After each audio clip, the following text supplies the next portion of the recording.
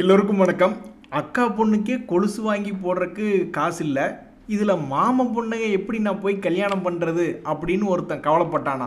அது மாதிரி தான் ஐடி பங்குகளினுடைய கிராஷை இன்னும் நடந்து முடியலை. இன்றைக்கி ஏதோ சில ஐடி பங்குகள் ஐடி இண்டெக்ஸில் ஒரு +0.5% +1%ன்னு அதனுடைய வீழ்ச்சி நிறுத்தி லேசாக திருப்பி இருந்தாலுமே மொத்த இண்டெக்ஸ் என்பது இன்னும் ரெக்கவரி ஆகவில்லை. இன்றைக்கும் ஒரு இண்டெக்ஸாக பார்க்கும்போது நிஃப்டி ஐடி இண்டெக்ஸ் 1% இறங்கி தான் கிடக்குது. ஆனால் இப்போ ஒரு மிக முக்கியமான தகவல் என்ன அப்படின்னு பார்த்தீங்கன்னா, இன்னொரு செக்மெண்ட்டே கிராஷ் ஆயிடுச்சு. ஸோ முக்கியமாக இன்றைக்கி என்ன ஒரு நியூஸ் பார்க்க போகிறோம் அப்படின்னா, ஏன் இந்த பிஎஸ்சி ஷேர் 7% இறங்குச்சு, ஏன் இந்த ஏஞ்சல் 1 5% இறங்குச்சு, இப்படி பல்வேறு பங்குகள் இறங்கும் பொழுது எப்படி இந்த க்ரோ மட்டும் 1.5% இறங்கியிருக்கு. அதாவது நண்பர்களே, என்ன செய்தினா, பேங்குக எல்லா பக்கமும் எக்ஸ்போஷர் வச்சுருக்காங்க. வீடு கட்டுற கடன் கொடுக்குறாங்க, நகையை வச்சுக்கிட்டு கடன் கொடுக்குறாங்க, தொழில் தொடங்குறதுக்கு கடன் கொடுக்குறாங்க, நம்ம ஷேர் மார்க்கெட்டுக்குமே அவங்க கடன் கொடுக்குறாங்க. மார்க்கெட்டினுடைய பார்ட்டிசிபெண்ட்ஸ் நம்மளுடைய புரோக்கர்ஸுக்கும் கடன் கொடுக்குறாங்க, எக்ஸ்சேஞ்சுகளுக்குமே கடன் கொடுக்குறாங்க. ஸோ எல்லாருக்குமே அமௌண்ட்டு சப்ளை பண்ணக்கூடிய இந்த பேங்க்குகளை ரெகுலேட் பண்ணுறவங்க தான் நம்மளுடைய ஆர்பிஐ. அதாவது போன வாரத்தில் முதல்ல ஆர்பிஐ என்ன சொல்கிறாங்கன்னா, நீங்கள் ஏற்கனவே கொடுத்து கொண்டு இருக்கக்கூடிய இந்த கேபிட்டல் மார்க்கெட்டுக்கு, இந்த ஷேர் மார்க்கெட் ரிலேட்டடான பிஸ்னஸ்களுக்கு நீங்கள் கொடுத்து கொண்டு இருக்கக்கூடிய லோன் ஆகட்டும் அல்லது பேங்க் கேரண்டி ஆகட்டும், உங்களுக்கு கூட தெரியும், நீங்கள் போய் புரோக்கர்கிட்ட ஏதாவது ஒரு பொருளை ஏதாவது ஒரு ஸ்டாக்கை மார்ஜின் ட்ரேடிங் ஃபண்டிங் வழியாக உங்கள் கையிலேயே இல்லாத காசுக்கு ஷேர்ஸ் வாங்குவீங்க, அதுக்கு உண்டான வட்டி நீங்கள் கட்டுவீங்க. அதையெல்லாம் என்ன புரோக்கர் பணமா? புரோக்கர்கள் இந்த மாதிரி பேங்க்கிட்டிருந்து வாங்கக்கூடிய ஒரு பணம் தான். பேங்க்குகள் எப்படி புரோக்கருக்கு இந்த மாதிரி கடன் கொடுக்குறாங்க, அதுக்கு ஏதாவது ஒரு செக்யூரிட்டி கொலாட்ரல் வாங்கிட்டு தான் அவங்க கடன் கொடுப்பாங்க. அப்படி கொடுக்கக்கூடிய லோன்களை நீ ஸ்ட்ரிக்ட் பண்ணு, ப்ராப்பர்ட்டி ட்ரேடிங்கெல்லாம் நீ ஃபண்ட் பண்ணாத அப்படின்ற மாதிரி பல்வேறு தகவல்களை நம்மளுடைய ஆர்பிஐ பேங்க்குகளுக்கு கொடுத்ததுனால இந்த புரோக்கர்களுடைய வருமானம் பாதிக்கப்பட்டு விடுமோ. ஒரு உதாரணத்துக்கு இப்போ ஒரு நண்பர் கூட கமெண்ட் போட்டிருக்காரு பாருங்க. இங்கே பார்த்தீங்களா, அவர் என்ன ஒரு கமெண்ட் போட்டிருக்காருன்னா, நான் இந்த மாதிரி மார்ஜின் ட்ரேடிங் ஃபண்டிங் பேங்க்குகிட்டேருந்து புரோக்கருக்கு கடன் வாங்கி அந்த பணத்தை எனக்கு வட்டி கொடுறாங்க, அதன் மூலிமா நான் என் கையில் இல்லாத பணத்துக்கு நான் 1 லட்ச ரூபாய்க்கு பக்கம் அதிகமான வேல்யூக்கு நான் ஷேர்ஸ் வாங்கியிருந்தேன். இப்போ அந்த மார்ஜின் ட்ரேடிங் ஃபண்டிங்னால நான் ஒரு குறிப்பிட்ட அமௌண்ட்டுக்கு ஷேர்ஸ் வாங்கினேன், அந்த ஷேர்னுடைய விலை கீழே இறங்கினதுனால எனக்கு இப்போ 1 லட்ச ரூபா நஷ்டமாக இருக்குது, 80,000 ரூபா என் பணம் இருக்குது, அந்த 80,000 ரூபா லாக் பண்ணிட்டாங்க, நான் அவங்ககிட்டருந்து கடன் வாங்கினதாக ஒரு 20,000 ரூபாய் கணக்கு வச்சுக்கிட்டு அதுக்கு இப்போ மார்ஜின் கேட்குறாங்க. தே சார்ஜ் இன்ட்ரெஸ்ட் ஆல்சோ. பார்த்தீங்களா, அந்த இன்ட்ரெஸ்ட்டு அந்த ட்ரேடிங் நடக்கும்பொழுது அடிஷ்னல் ட்ரேடிங்னால சும்மா அவங்களுக்கு கடன் கொடுத்தா ட்ரேடிங்கே நடக்காது, கடன் கொடுத்ததுனால வந்த டிரான்சாக்ஷனுக்கு உண்டான புரோக்கரேஜ் வருமானமெல்லாம் போயிடும் அப்படின்ற ஒரு காரணத்தினால தான் இந்த ஏஞ்சல் 1 போன்ற பங்குகள் 5% விழுந்து கிடக்கு, பிஎஸ்சி 7% விழுந்து கிடக்கு.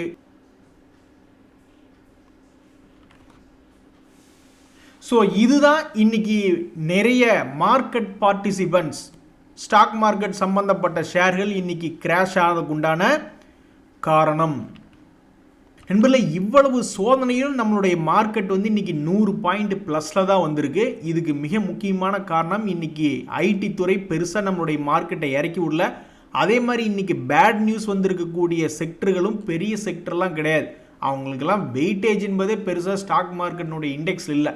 அதனால் அதை ஒதுக்கி தள்ளிட்டு நம்மளுடைய மார்க்கெட் இன்றைக்கி ஒரு 100 பாயிண்ட் ப்ளஸில் தான் இருக்குது.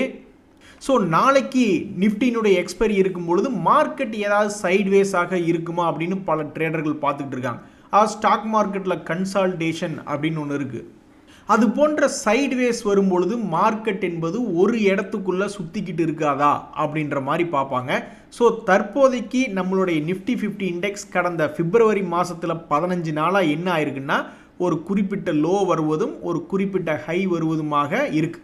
ஸோ அப்போ இந்த பாயிண்ட்லேருந்து மேல் நோக்கி வந்தாலும் சரி, கீழ் நோக்கி வந்தாலும் சரி, இந்த லெவல்களுக்குள்ளேயே ஆடுமா? அன்றைக்கே கூட ஒரு நண்பர் சொல்லிட்டு இருந்தார், என்னங்க மார்க்கெட் 26,000க்கும் 24,000க்கும் இடையிலேயே ஒரு வருஷமாக ட்ராவல் ஆகிக்கிட்டு இருக்கு, ஒரு இடத்த விட்டே வெளியே வர மாட்டேங்கிறானே அப்படின்ற மாதிரி சொல்லிட்டு இருந்தார். ஸோ ஒரே இடத்துக்குள்ளே மேக்ஸிமம் ட்ரேட் ஆகிட்டு இருக்கிறதுக்கு பேர் தான் கன்சால்டேஷன்.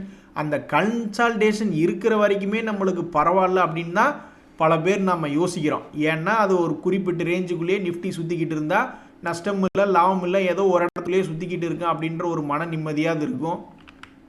இங்கே பார்த்தீங்களா, சிப்லா ஷேர் அப்படி தான் ஒரே இடத்துக்குள்ள சுற்றிக்கிட்டு இருந்தான். எல்லாத்துக்கும் ஒரே சந்தோஷமாக இருந்தது. 2024 பார்த்தீங்கன்னா இந்த 2026 வரைக்குமே கூட ஒரு குறிப்பிட்ட இடத்துக்குள்ளேயே சுற்றிக்கிட்டு இருந்தால் யாருக்கு ஒன்றும் சில பேர்லாம் மனசு நொந்து போய் கொண்டிருப்பாங்க. போன வருஷம் மே மாதத்தில் திடீர்னு அவங்கள ஷேர் பழைய ரேட்டுக்கு காப்பாற்றி விட்டுருக்கோம். இப்போ மறுபடியும் கீழ் நோக்கி தான் இருந்தால் எல்லாரும் என்ன நினச்சிக்கிட்டு இருந்திருப்பாங்க, சரி இவன் நல்லா முயற்சி பண்ணிக்கிட்டு இருக்கான் 2 வருஷமா, இவனுடைய முயற்சிக்கு எப்படி வெற்றி கிடைச்சிரும், மேல் நோக்கி வந்துடுவான்னு ஸ்மார்ட் மணி கான்செப்டில் நிறையா பேர் அப்படியே ஜாலியாக இந்த இடத்துல என்ட்ராய்க்கு வேடிக்கை பார்த்து இருந்திருப்பாங்க. ஆனால் கடந்த ஒரு மாதத்தில் என்ன ஆயிருக்குன்னா அது அங்கிருந்து பிக்கப் ஆகலை. ஸோ தன்னுடைய சொந்தமான முயற்சி 2 வருஷமாக ஒரே கன்சால்டேஷன் பேட்டர்னில் இருந்த இந்த சிப்லா இப்போ இந்த முறை ஏனோ அதனால் முடியல, தடுமாறிக்கிட்டு இருக்குது. இனி அடுத்த சில வாரங்களில் அல்லது அடுத்த சில மாதங்களில் இந்த சிப்லாவினுடைய ஷேர் ப்ரைஸ் எந்த பக்கம் நோக்கி நகர்ந்தது அப்படின்றதான் ஒரு சுவாரஸ்யமான நியூஸாக இருக்குது ஷேர் மார்க்கெட்டில். இது மட்டும் ஃபெயிலியர் ஆச்சுன்னா இந்த ஸ்மார்ட் மணி கான்செப்ட்காரங்களாம் கடுப்பில் இருப்பாங்க. 2 வருஷமாக உருப்படியாக இருந்த கரெக்டாக காலடி எடுத்து வைக்கும்போது இப்படி பண்ணிட்டியே. நண்பர்களே, இன்றைய லிஸ்டிங் பொறுத்த வரைக்கும் 3 நியூஸ் இருக்குது. நியூஸே இல்லாமல் இருந்து திடீர்னு 3 முக்கியமான நியூஸ். ஆனால் அந்த 3மே கும்பா தான். அதாவது இந்த ஹிந்துஸ்தான் யூனிலிவர்லேருந்து பிரிஞ்சு வந்த இந்த குவாலிட்டி வால்ஸ் ஐஸ்கிரீம் அது லிஸ்ட் ஆகும் பொழுதே 25% மைனஸ் அப்படின்ற ஒரு கணக்கில் லிஸ்ட் ஆகிருக்கு. ரொம்ப துக்ககரமாக இருக்குது. இனி வேறு வெயில் சீசன் வருது. அதுக்கடுத்தது ஆர்டிஃபிஷியல் இன்டெலிஜென்ஸ்னு நேரடியாக பெயர் கொண்ட இந்த ஃப்ராக்டல் ஏஐ ஐபிஓனுடைய லிஸ்டிங் 5%. அண்ணே பாஸ் வெர்ஸா ஃபெயில் வெர்ஸா 8ஆவதுல அப்படின்னு கேட்கும் பொழுது நம்ம பாஸ் தானே பெருசு, அதுதானே உலக வழக்கம் அப்படின்னு நம்ம சொல்லுவோம். இருந்தாலும் 8ஆவது பாஸ் பண்ணி நம்மளுக்கு பெருசாக எந்த விதமான பிரயோஜனமும் பெரிய கம்பெனியில் வேலைக்கு கிடைக்காது அப்படின்ற மாதிரி அது 1% இறங்கியிருக்கு, இன்னொருத்த 5% இறங்கியிருக்கு. ஆக மொத்தம் 2 பேர்த்தினாலையும் இன்னைக்கு லிஸ்டிங் கெயின் பிரயோஜனம் இல்லை. நண்பர்களே, ஒரு இடியாப்ப சிக்கலின் செய்திகளில் தான் இந்த கோல்கேட் பாமோலிவ் அப்படின்ற ஷேர்னுடைய செய்தி இருக்குது. உனக்கு என்னதான்ப்பா பிரச்சனை, எங்களுக்கு ஒன்றுமே புரிய மாட்டேங்குதே அப்படின்ற மாதிரி டிசம்பர் குவார்ட்டர்னுடைய ரிசல்ட்டும் அதனுடைய குரோத்தை குறைச்சி கீழே எல்லாம் கொடுக்கல, எல்லாரும் பல்லு விளக்கியிருக்காங்க என்பது போலே அது போன குவார்ட்டர்லி ரிசல்ட்டு இந்த quality result almost same result என்பதான் கொடுத்துருக்காங்க. அப்போ என்னையா பண்ணணும், என்ன ஒரு உலக வழக்கம். அப்போ நீ சைட்வேஸில் போக வேண்டியதானே, ஒரே லாபத்தை காலகாலத்துக்கு நீ பண்ணிக்கிட்டு இருக்க, வளர்ச்சி இல்லைன்னா நீ ஏன் நஷ்டத்துக்கு போகிற, லாபத்துக்கும் போக வேண்டாம் நஷ்டத்துக்கும் போக வேண்டாம், நீ ஒரே கோட்டுக்குள்ளே சுற்றிக்கிட்டு இருக்க வேண்டியது தானே. உன்னை எடுத்து வச்சுக்கிட்டு எங்களுக்கு ராஜயோகமே வரலையேப்பா அப்படின்ற மாதிரி இந்த கோல்கேட் பாமோலிவ் என்ற பங்கு தொடர்ந்து சரிவு, இமாலய சரிவு 3750 இங்கே, இப்போ இருக்கக்கூடிய 2111 அப்படின்ற நம்பர் இங்கே. ஸோ ஒரு முன்னணி நிறுவனம் ஆல்மோஸ்ட் ஒரு 40-50% இறங்கி கிடக்கிறதே அப்படின்ற ஒரு வருத்தம் இந்த கோல்கேட் பாமோலிவ்னு இருக்குது. அதில் இன்னொரு தகவல் என்ன அப்படின்னு பார்த்தீங்கன்னா, இந்த ஃபாரினர்ஸ் ஏன் கொஞ்சம் கொஞ்சமாக வெளியே போயிட்டு மொத்தமாக கொண்டு நம்மளுடைய டிஐஸ் கையில், முதல்ல டிஐஸ் எல்லாம் பெருசாக இந்த பங்கை எடுத்து வைக்கல. இப்போ லேட்டஸ்ட் பார்க்கும்பொழுது இருக்கிறதுலே உச்சமாக 2025 டிசம்பர் குவார்ட்டர்ஸில் 13% என்பது ஹோல்டு பண்ணிட்டு இருக்காங்க. நல்ல வேளை பப்ளிக் ஒன்றும் பெருசாக அதிகமாக ஹோல்டு பண்ணல, இதில் 20% ஹோல்டு பண்ணுறாங்க. ஸோ பப்ளிக்கில் நிறைய பேர் பெருசாக எதிர்பார்க்கல எப்போ எங்களுக்கு ராஜயோகம் வரும் அப்படின்ட்டு. ஸோ பெரிய பெரிய இன்ஸ்டிடியூஷன்ஸ் தான் இதுக்குள்ளே உட்காந்துக்கிட்டு இருக்காங்க. என்னைக்கு இதுக்கு ஒரு விடிவு காலம் என்பது வரும்னு தெரில. 2020க்கு முன்னாடி ஏதாவது இப்படி நடந்திருக்கா அப்படின்றதான் இப்போ நம்மளுடைய ஒரு முக்கியமான கேள்வியாக இருக்குது. 2020க்கு முன்னாடி நம்ம போய் பார்க்குறோம், அப்போவும் இந்த பங்கு இது மாதிரி பல முறை ஏறுவதும் இறங்குவதுமாக இருந்திருக்கு. ஆனால் கடைசியாக பார்க்கும்பொழுது அதனுடைய உச்சாணி கும்பில் இருந்துட்டு தான் அப்புறம் அந்த கோவிட் சமயத்தில் கீழே விழுந்துட்டு மறுபடியும் பெரிய எழுச்சி எழுந்திருக்கு. ஆனால் இதுக்கு முன்னாடி ஒவ்வொரு முறையும் விழுகும்பொழுதெல்லாம் எந்திரிச்சிருக்கான். செல்லத்துக்கு ஒன்றுமே தெரியல, இந்த முறை விழுந்தா எந்திரிக்கணுன்ற அறிவே இல்லையாமல் போய்கிட்டு இருக்குது அப்படின்ற மாதிரி இந்த கோல்கேட் பாமோலிவ் பாவம் 2112 கிட்டேயே சுற்றிக்கிட்டு இருக்கு. இன்னைக்கு ஈஸ்மை ட்ரிப் அப்படின்ற பங்கில் ஒரு செய்தி ஒன்று பார்த்துக்கிட்டு இருந்தேன். 500 கோடி கடன் ரைஸ் பண்ணுறாங்க, கேபிட்டல் ரைஸ் பண்ணுறாங்க அப்படின்ற ஒரு நியூஸ் ஒன்று பார்த்துக்கிட்டு இருந்தேன். நான் ஒரு காலத்தில் பார்த்துருக்கேன், இந்த மாதிரி பணம் ஒரு கம்பெனி ரைஸ் பண்ணுறாங்க அப்படின்னாவே அந்த பங்கில் ஏதாவது ஒரு அன்றைய தேதியில் அந்த நியூஸ் வந்த அன்றைக்கி ஏதாவது இம்பேக்ட் இருக்குமா அப்படின்னு பல மக்கள் தேடி பார்ப்பது உண்டு. அந்த வகையில் இன்றைக்கி போய் இந்த ஈஸ்மை ட்ரிப் அப்படின்றது பார்க்கும்பொழுது 12% ஏறி இருக்கு. சமீபத்தில் கூட ஒரு நண்பர் புலம்பிக்கிட்டு இருந்தார், 80% இறங்கின பங்கு ஏதாவது ஒன்று காட்டுங்கன்ட்டு இருந்தீங்களே, இங்கே பார்த்தீங்களா ஈஸ்மை ட்ரிப்புன்னு ஒரு பங்கு அப்படின்னு சொல்லிக்கிட்டு இருந்தாப்புல. அந்த பங்கினுடைய வீழ்ச்சியை பார்க்கும்பொழுது ஆல்மோஸ்ட் சரியாக 80% விழுந்திருக்கான். எப்போ அப்படின்னா ₹6 அப்படின்னு வரும்பொழுது 80%. ₹6 போயிட்டு இன்றைக்கி 7.5 ட்ரேட் ஆகிட்டு இருக்கு. இந்த 7.5 எதில் போய் முடியுமோ? ஸோ இதுதான் அந்த ஈஸ்மை ட்ரிப் இன்றைக்கி 12% ஏறினதுக்கு உண்டான காரணம். கீழே இருக்கக்கூடிய பங்குகள் எப்போ ஏறும்னு கோரிக்கை வைக்கிற மாதிரியே மேலே ஏறின பங்குகள் எப்போ கீழே விழுகும் அப்படின்னு கோரிக்கை வைக்கக்கூடிய ஆட்கள்லாம் நிறையா பேர் இருக்காங்க. ஸோ இந்த சோழமண்டலம் இன்வெஸ்ட்மெண்ட் அண்ட் ஃபைனான்ஸ் அப்படின்ற பங்கு சமீபத்தில் சைட்வேஸில் அது பாட்டுக்கு சுற்றி கொண்டே இருந்த பங்கு தற்போதைக்கு அந்த பங்கினுடைய விலை என்பது தன்னுடைய ஆல் டைம் ஹையிலேருந்து லேஸாக இறங்கி 50 days மூவிங் ஆவரேஜ் கிட்டே ட்ரேட் ஆகிக்கிட்டு இருக்குது. ஸோ இந்த ஸ்மார்ட் மணி கான்செப்டுக்காரங்க கீழே விழுந்தால் நல்லா இருக்குமேன்னு பார்த்துக்கிட்டு இருப்பாங்க.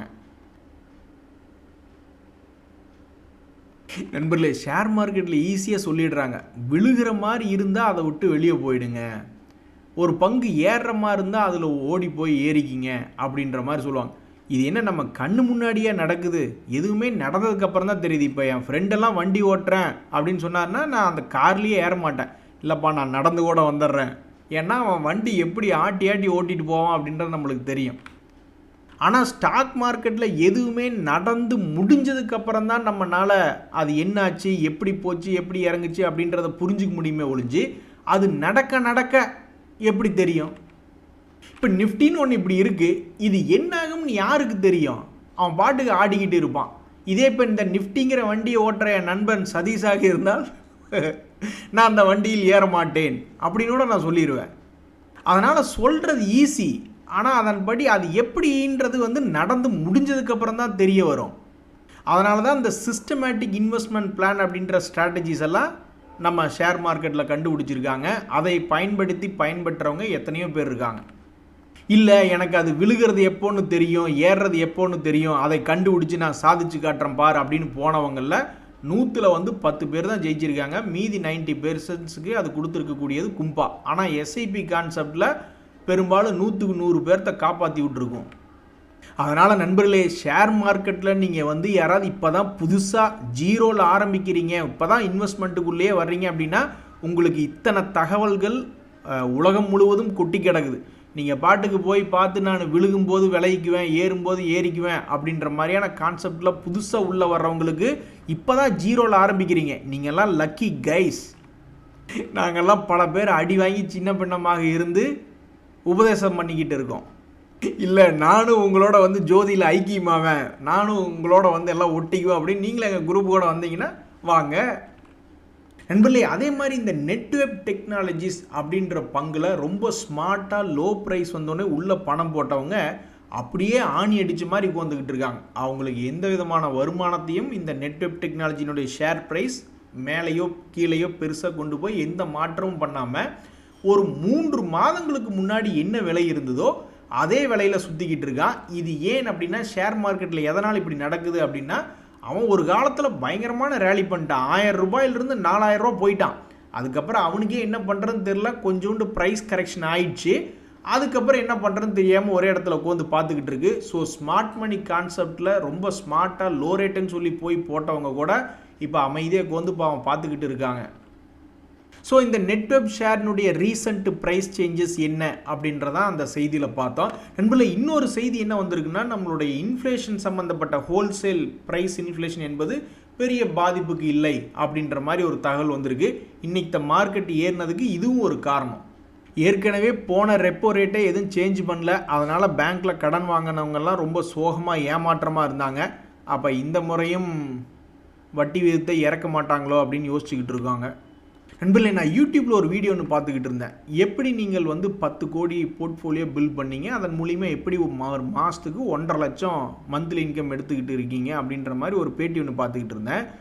அதில் மனுஷன் ஆக்சுவலாக ஒரு 40-50% ரியல் எஸ்டேட் சொத்துக்களை வச்சுருக்கேன் அப்படின்ற மாதிரி சொல்லியிருந்தார். அது எப்படிங்க, ஃபைனான்ஷியல் அசட்டாக ஒரு 10 கோடி பில் பண்ணியிருந்தால் தான் என்னை பொறுத்த வரைக்கும் பாராட்ட முடியும். அப்படி தெரிஞ்சு எனக்கு என்னுடைய ஃப்ரெண்ட்ஸே எத்தனையோ பேர் சென்னையில் வந்து ஃப்ளாட்டு, அப்பார்ட்மெண்ட்டு, வில்லான்லாம் வாங்கியிருக்காங்க. அவனுக்கு சொல்கிற ரேட்லாம் 1 கோடி 2 கோடி 3 கோடின்றாங்க. அப்போ ப்ராப்பர்ட்டினுடைய அசட்டை வந்து எப்படி நம்ம ஒரு போர்ட்ஃபோலியோவாக சொல்லிக்க முடியும்? டைவர்சிஃபைடு போர்ட்ஃபோலியோன்னு சொல்லிக்கலாம். பட் பொதுவாக ஸ்டாக் மார்க்கெட்டில் வீடியோ போடுறவங்க போர்ட்ஃபோலியோன்னு சொல்ல வந்தாங்கன்னா அது கேஷ் ஈக்குவலண்ட்டாக இருக்கணும், அல்லது கோல்டு சில்வர் அந்த மாதிரி ஏதாவது இருக்கணும், அல்லது ஃபைனான்ஷியல் இன்ஸ்ட்ருமெண்ட்டாக இருந்தால் தான் அது வந்து ஒரு போர்ட்ஃபோலியோன்னு சொல்லலாம். மற்றபடி யாராவது வந்து 10 கோடி சேர்த்திட்டேன், அதில் ரியல் எஸ்டேட்டும் இருக்குது அப்படின்னா என்னை பொறுத்த வரைக்கும் அது ஒரு கடுப்பேத்துறார் மை லார்ட் அப்படின்ற மாதிரி தான்.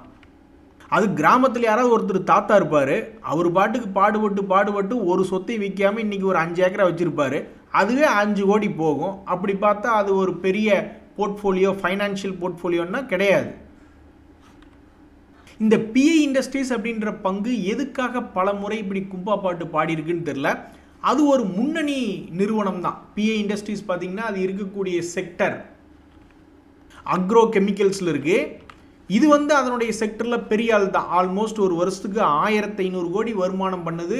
போன டிசம்பர் குவார்ட்டர் ரிசல்ட்டில் கொஞ்சம் கம்மியாக தான் லாபம் பண்ணியிருக்கான். 409 கோடிக்கு அடுத்த ரிசல்ட் வந்து 311 கோடின்னு வந்திருந்தாலுமே இப்போ இந்த நாட்கோ ஃபார்மாவுமே இன்றைக்கி பார்த்தீங்கன்னா அதனுடைய ரிசல்ட் போன குவார்ட்டரை விட இந்த குவார்ட்டரில் சேல்ஸும் கம்மியானதாகவும் அதனுடைய லாபம் கம்மியானதுமாக தான் ரிசல்ட் வந்திருக்கு. ஆனால் நாட்கோ ஃபார்மாலாம் இன்றைக்கி 9.01% ஏறி ட்ரேட் ஆகிட்டு இருக்கு. அதற்கு வந்து அவங்களுடைய ஒரு பிஸ்னஸ் அப்டேட் என்பது தான் காரணம். ஆனால் பாவம் இந்த பிஐ இண்டஸ்ட்ரீஸ் வந்து ஒரு செக்டர் லீடர்களாக இருந்து கொண்டு அதனால் ஏற முடியாமல் பல முறை கும்பா பாட்டு பாடி இப்போ ஆல்மோஸ்ட் எத்தனை மாதம் கும்பான்னு நீங்கள் நினைக்கிறீங்க? கிட்டத்தட்ட 8 மாதம் கும்பா. போன ஜூலையிலிருந்தே இறங்க ஆரம்பித்து இப்போ அவன் அடிமட்டத்தில் போய் உட்காந்துருக்கு. அதனால் பல ட்ரேடர்கள் ரொம்ப சோகமாக உட்காந்துட்ருக்காங்க. நண்பர்களே, இப்போ செக்டர் சம்மந்தப்பட்ட தகவல்களில் குரூட் ஆயிலுமே மறுபடியும் அது சம்மந்தப்பட்ட கேஸ் அண்ட் ஆயில் ஏதாவது நியூஸ்கள் கொண்டு வருமானு பல பேர் எதிர்பார்த்துக்கிட்டு இருக்காங்க. ஸோ ஆயில் அண்ட் கேஸ் இருக்கக்கூடிய செக்டரில் இந்த ஹிந்துஸ்தான் பெட்ரோலியம் அப்படின்ற பங்குமே இருக்குது. பல ஸ்மார்ட் மணி கான்செப்ட் ட்ரேடர்கள்லாம் ஏதாவது இந்த பங்கு கீழே விழுந்தால் நல்லா இருக்குமே அப்படின்னு பார்த்துக்கிட்டு இருக்காங்க. அவங்களுக்கு இதுக்கு முன்னாடி ஒரு முறை விழுந்திருக்கு, அதுக்கப்புறம் அப்படியே பிக்கப் ஆகி மேல் நோக்கி போயிட்டான். இப்போ க்ரூட் ஆயில் ரிலேட்டடான செய்திகள் வந்து கொண்டு இருப்பதுனால இந்த ஆயில் அண்ட் கேஸ் ரிலேட்டடான பங்குகளில் என்ன ஒரு பெரிய மாற்றம் கிடைக்கும் அப்படின்னு பல பேர் பார்த்துக்கிட்டு இருக்காங்க. அதில் ஒரு நண்பர் கமெண்ட் போட்டிருந்தாரு, ஐடி செக்டர் இறங்கிட்டு இருக்கிற மாதிரி பேங்கிங்கில் வந்தது அவ்வளவுதான் அப்படின்னு போட்டிருந்தாரு. ஆமாங்க, சத்தியமாக கும்பாதான். நல்ல வேலை இன்றைக்கே வந்து எஸ்பிஐ பங்கு முதல் கொண்டு ஹெச்டிஎஃப்சி பேங்க் முதல் கொண்டு திடீர்னு அவனுங்கெல்லாம் இறங்கியிருந்து என்ன பண்ணீங்க? அதாவது ஒரு நியூஸ் வருது, 2 பார்ட்டி இருக்காங்க, ஒரு பார்ட்டிகளுக்கு நல்ல நியூஸாகவும் இன்னொரு பார்ட்டிகளுக்கு பேட் நியூஸாகவும் மாறிடுச்சு. இந்த பிஎஸ்சி லிமிடெட் மாதிரி ஏஞ்சல் ஒன் மாதிரி எங்கேயாவது பேங்க்குக்கு 7% 6% இறங்கியிருந்தால் இன்றைக்கி என்ன ஆகும் மார்க்கெட்டு? அவ்வளவுதான், பெரிய கும்பா. நல்ல வழியாக அந்த ஆர்பிஐனுடைய டைட்டனிங் ரூல்ஸ் அப்படின்ற அந்த ஒரு விஷயம் பேங்க்குகளுக்கு சாதகம் ஆயிடுச்சு. சரி, ஓகே, கேபிட்டல் மார்க்கெட்டுக்கு நீங்கள் எக்ஸ்போஷர் எடுத்து பணத்தை கடன் கொடுத்துக்கிட்டு இருக்கீங்க, அதில் வந்து உங்களுக்கு நீங்கள் கொலாட்ரலாக வச்சுருக்கக்கூடிய பல விஷயங்களை வந்து நீங்கள் டைட் பண்ணும் பொழுது அங்கே ஃபண்டு ஃப்ரீ ஆகுது. அந்த ஃபண்டை தூக்கி வேறு எங்காவது ஒரு நல்ல எஃபிஷியண்ட்டாக இன்னும் லோன் கொடுக்கலாம் அப்படின்ற மாதிரியான ஒரு காரணமாக மார்க்கெட்டில் எடுத்துக்கிட்டு இன்றைக்கி பேங்க்கில் பாசிட்டிவில் வச்சுட்டாங்க. நல்ல வேலை, நம்ம நண்பர் அந்த போட்டிருந்த கமெண்ட் மாதிரி இன்றைக்கி எங்கேயாவது பேங்கிங்கில் ஏதாவது ஒரு நெகட்டிவ் இம்பேக்ட் ஆயிருந்ததுன்னா பெரிய துண்டு தான். இந்த சமயத்தில் வந்து பேங்கிங் ரிலேட்டடான இன்னொரு செய்தி என்னென்னா, அமெரிக்காவுடைய எஃப்ஓஎம்சி மீட்டிங் மினிட்ஸ் வந்து வரக்கூடிய 19ஆம் தேதி வெளியாகிறது. அதனால் இந்த வாரத்தில் பேங்க்குகள் சம்மந்தப்பட்ட இன்னொரு நியூஸ் பெண்டிங் தான். அவர் சொன்னதையே ஏதாவது சொல்லுவார், இருந்தாலும் புதுசாக ரியாக்ட் ஆகிற மாதிரி நம்மளால் என்னத்தையாவது ஒன்று பண்ணுவாங்க. இன்றைய மார்க்கெட்டில் இந்த ஆதித்யா பிர்லா அப்படின்ற பங்கு ஒரு 2.5% ஏறி இருக்கு. இந்த பங்குமே சமீபத்தில் ஒரு இறக்கத்தை காணாத ஒரு பங்காகத்தான் இருக்குது. பல ஸ்மார்ட் மணி கான்செப்ட் காரங்கெல்லாம் ஏன்னா ஸ்மார்ட் மணி கான்செப்ட் இருக்கவங்க இறங்கிட்டுன்னு வேடிக்கை பார்த்துட்டு இருப்பாங்க. அவங்களுக்கே ஒன்றுமே விஷயம் இல்லாமல் இருக்கக்கூடிய ஒரு பங்குகளில் இந்த ஆதித்யா பிர்லா கேபிட்டல் என்பதும் ஒன்றா இருக்குது. ஏன்னா அவன் பெருசாக இறங்கவே இல்லை. அவன் ஒரே ஒரு முறை இறங்கியிருந்தான் 2025. அதுக்கப்புறமே இந்த பங்கு உச்சத்தில் தான் இருக்குது. ஸோ பாவம் ஸ்மார்ட் மணி கான்செப்டுக்காரங்களாம் சும்மா உட்காந்து வேடிக்கை பார்த்துட்டு இருப்பாங்க போல். ஸோ இந்த ஆதித்யா பிர்லா கேபிட்டல் அப்படின்ற பங்கு ஆல் டைம் ஹை பக்கத்தில் ட்ரேட் ஆகி கொண்டிருக்கக்கூடிய ஒரு பங்கின் செய்தியாக வந்திருக்கு. இன்றைக்கு 2.5% என்பது ஏறி இருக்கு. நண்பர்களே, சில பேர் இப்போ சமீபத்தில் கமெண்ட் போட்டிருந்தாங்க, சில்வர் வாங்கியுமே லாஸ் ஆகி போச்சுங்க, கோல்டு வாங்கியுமே லாஸ் ஆகி போச்சுங்க, ஈக்விட்டிலையும் லாஸு அப்படின்னா அப்போ எல்லா பங்குக்குமே என்ட்ரி பாயிண்ட் என்பதும் ஒரு மிக முக்கியமான கருத்து. சில்வர் வந்து போன வருஷம் வாங்கியிருந்தால் நல்லா தான் இருந்திருக்கும், கோல்டு போன வருஷம் வாங்கியிருந்தாலும் நல்லா தான் இருந்திருக்கும். அதே மாதிரி ஈக்விட்டியெல்லாம் வந்து 2020 2021 வாங்கியிருந்தால் இன்னுமே சூப்பராக தான் இருந்திருக்கும்.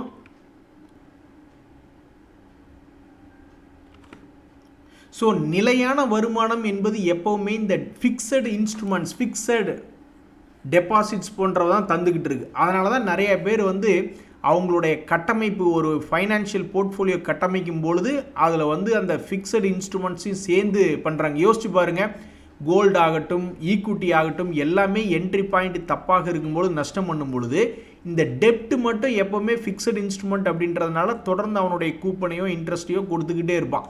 அதனால் நிறைய பேர் என்ன பண்ணுவாங்கன்னா, மொத்தமாக ஒரே இடத்துல கொண்டே பணத்தை போடாமல் எஸ்ஐபி தான் போடுறாங்க. அந்த எஸ்ஐபிலையுமே வந்து equity instrument, precious metals, FD அப்படின்ற மாதிரி மாற்றி மாற்றி போடுறாங்க. அப்படி பண்ணும்பொழுது இந்த எஸ்ஐபின்ற கான்செப்ட் ஃபெயிலியருக்கு உண்டான காரணமே இல்லாமல் போயிடுது. நண்பர்களே, மார்க்கெட்டில் பல பேர் ஏதாவது ஷேர் ஏறதை பார்த்துட்டு அவன் எப்படா இறங்குவான்னு பார்த்துக்கிட்டே இருக்கிறது, அப்புறம் அவன் இறங்கினாலும் எடுக்கிறது இல்லை. ஒரு உதாரணத்துக்கு பார்த்தீங்கன்னா, இந்த டிக்சன் அப்படின்ற ஷேர் ஒரு காலத்தில் பறந்துக்கிட்டு இருந்தது. அப்போ இதை பார்த்துட்டு இருந்தவங்க நிறைய பேர் என்ன நினச்சிருப்பாங்க, எப்போ இறங்குதோ அப்போ பார்த்துக்கலாம்னு நினச்சிக்கிட்டு இருந்திருப்பாங்க. கடைசியில் பார்த்தா அவங்க நினச்ச மாதிரியே பாவம் அதெல்லாம் இப்போ 20,000க்கு பக்கத்துலேருந்து இப்போ 11,000க்கு பக்கத்தில் வந்து ட்ரேட் ஆகிட்டு இருக்கு. இப்படித்தான் ஒரு நண்பர் எவனாவது நல்ல ஒரு மூவ் கொடுத்துக்கிட்டு இருப்பான், அப்புறம் அவனை வாங்கி நான் இறக்கி விட்டுருவேன் அப்படின்ற மாதிரி போட்டிருக்காரு. ஸோ இந்த டிக்சன் அப்படின்ற பங்கை யார் கை வச்சு இப்படி 20,000லேருந்து 10,000க்கு இறக்கி விட்டுருக்காங்கன்னு தெரில. பட் இன்றைய செய்தியில் வந்து என்னென்னா, ஆல் டைம் ஹை அல்லது இயர் ஹை பக்கத்தில் ட்ரேட் ஆகி கொண்டு இருக்கக்கூடிய சில பங்குகள், ஒரு உதாரணத்துக்கு இந்த மேக்ஸ் ஃபைனான்ஷியல் சர்வீசஸ் அப்படின்ற ஒரு பங்கு, இதுலேயும் எத்தனை பேர் உட்காந்துட்டு இருக்காங்கன்னு தெரில. அவன் எப்படா இறங்குவான் அப்படின்ற மாதிரி எத்தனை பேர் உட்காந்துட்டு இருப்பாங்கன்னு தெரில. அதே மாதிரி இந்த இண்டஸ் டவர் அப்படின்ற பங்கெல்லாம் ஒரு காலத்தில் என்ன நியூஸ்னா, ஐடியா ஷேரோட இவங்களுக்கு கொடுக்கல் வாங்கல் இருந்தது. அதுக்கு இது ஏதாவது ஆப்படிச்சிருவாங்களோ அப்படின்னு சொல்லிட்டு இந்த இண்டஸ் டவரையும் ஐடியா ஷேரையும் ஒரே நேரத்தில் இறக்கி விட்டாங்க. கடும் சரிவு, ஆல்மோஸ்ட் 120 ரூபா 140 ரூபா வரைக்கும் கொண்டு போய் விட்டுட்டாங்கன்னு நினைக்கிறேன் 2023 சமயத்தில். அதுக்கப்புறம் ஐடியா ஷேர் இன்னும் அங்கேயே தான் சுற்றிக்கிட்டு இருக்குது. ஆனால் இந்த பங்கு இண்டஸ் டவர் 120 வரைக்கும் போய் விழுந்தவன் மறுபடியும் இப்போ மேல் நோக்கி ஏறி இப்போ ஆல் டைம் ஹையில் ட்ரேட் ஆகிட்டு இருக்கான். இன்றைக்கு வந்த செய்திகளில் இந்த பேங்க்குகளுக்கு செய்திகள் வந்ததுனால இந்த கனரா பேங்க் முதல் கொண்டு பல்வேறு பேங்க் ஷேர்ஸ் எல்லாம் இன்றைக்கி மேல் நோக்கி ஏறிட்டான். அந்த ஆர்பிஐனுடைய லிக்விடிட்டி டைட்னஸ் அப்படின்ற அந்த ஒரு விஷயம், பேங்க்குகள் கேபிட்டல் மார்க்கெட்டுக்கு கொடுக்கக்கூடிய லெண்டிங் ரூல்ஸ் டைட்னஸ் போன்ற விஷயங்கள்லாம் வரும்பொழுது இன்றைக்கி பேங்க்குகளில் சிலது ஒரு பாசிட்டிவாக இருந்தது. ஸோ கனரா பேங்க் அப்படின்ற பங்கு சமீபத்தில் இறங்கி கொண்டிருந்த ஒரு பங்கு, இன்றைக்கு அது ஒரு +2% என்பது போல் ட்ரேட் ஆகிட்டு இருக்கு. ஸோ நண்பர்களே, இன்றைக்கி முக்கியமான செய்தி என்னென்னா, ஏஞ்சல் ஒன் ஷேர் ஏன் கிராஷ் ஆச்சு, பிஎஸ்சி ஷேர் ஏன் இப்படி 7% கிராஷ் ஆச்சு அப்படின்னா, அதுக்கு அந்த ஆர்பிஐ பேங்க்குகள் கேபிட்டல் மார்க்கெட்டுக்கு கொடுக்கக்கூடிய அந்த லெண்டிங் ரூல்ஸ் டைட்னஸ் சம்மந்தப்பட்ட நியூஸ் வந்தது தான். நன்றி, வணக்கம்.